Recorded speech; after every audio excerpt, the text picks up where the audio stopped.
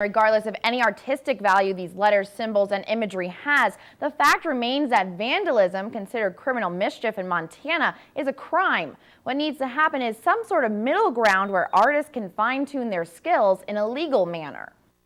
When people deface or place any type of item on somebody else's property that doesn't belong to them without the owner's permission, it's considered vandalism, whether it's graffiti, whether it's art, whether it's destroying it. But many teenagers see their acts of graffiti vandalism as an art form, not a crime. They use public and private property because they don't have their own venue to practice their craft. But this art hurts business. In this recent case, we had 50 different businesses that were defaced with spray paint in the name of art that's cost over $10,000. Graffiti has a bad reputation and some find it offensive. Because of this, Great Falls businesses are required by city ordinance to remove or cover the vandalism within 72 hours, or they can be fined. Young artists come and do something illegal on a building. Maybe it's fun for them in the moment, but they can get in big trouble and it hurts the business. And more than that, it hurts the whole cause of being able to do it legally for everybody. Many local artists do not approve of illegal vandalism, but respect graffiti as part of the genre of street art. Spray paint art and street art isn't any different. If it's legal and you're allowed to do it and you have the time to really develop a piece and make it quality versus doing it in the middle of the night and looking over your shoulder and running when the cops come and it's half done. If they have the time to really do it and it's legal, it's not any less beautiful than what's already being done here. Yet others see art being used as an excuse to get the thrill of doing something illegal. I think people realize that what they're doing is wrong. They might tell you that what they think is art and they want people to see it, but if that's the case, then why don't they just do it in broad daylight, get people's permission to do it? The city has been offering opportunities recently for local artists to beautify downtown. Projects like the mural painting at the Rocky Mountain building and painting the traffic signal boxes are prime examples. But these projects are mostly for established artists, naturally because they require a certain level of professionalism, leaving unexperienced teens without a place of their own. It's important that people find their own stage, their own way of demonstrating their art, so people who want to look at it can, but the people who don't want to see it don't have to see it. Both sides to the debate seem to agree that kids need a canvas of their own to express themselves legally. While that might help those that do it for art, the question remains if that will curtail those that do it for shock value.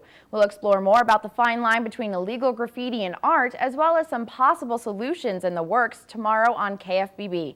Live in the studio, Rachel Osley, ABC 5. People tend to see graffiti and vandalism as the same thing. However, there is a big difference. Spray paint on your door is vandalism because property has been defaced without permission. But graffiti is an art form that can be legal if there is a place for it. And that's what some artists are trying to provide.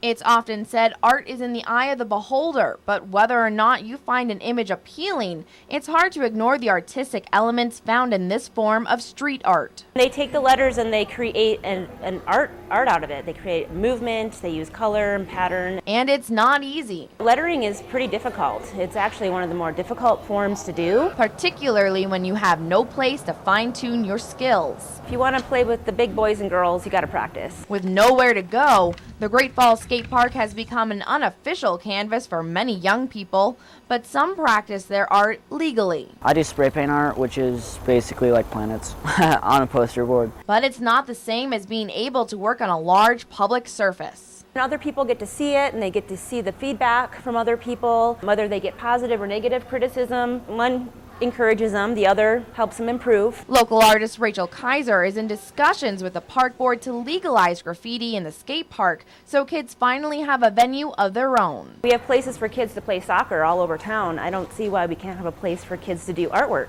around town. Teens would need to submit a sketch to the board for approval to ensure that art is appropriate, but generally they would be free to express themselves. If they don't have somewhere to do it where it's legal, they're just going to do it somewhere where it's illegal and they're just going to get in trouble. And if there's somewhere to actually do it, kids will actually go there. For this to work, teens will have to accept more responsibility in exchange for the opportunity. Young teenagers like to use those images because they think it's shocking and rebellious, but really it's been done forever. The people who tag stuff for no reason, they make it so everyone who does it, it gives them a bad name. Providing a public place for legal graffiti art may not eliminate vandalism altogether, but the goal is to help it decrease. In the meantime, the ones in it for the art could pursue a lifelong passion. Say like a tattoo artist or something, you know, that gives you a mental view of what it's basically like, how you have to have the image in your mind, and it could open up a lot of careers if this got around.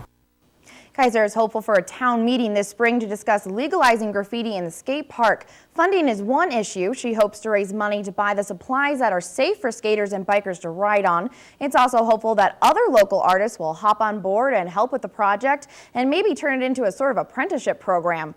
Live in the studio, Rachel Osley, ABC 5.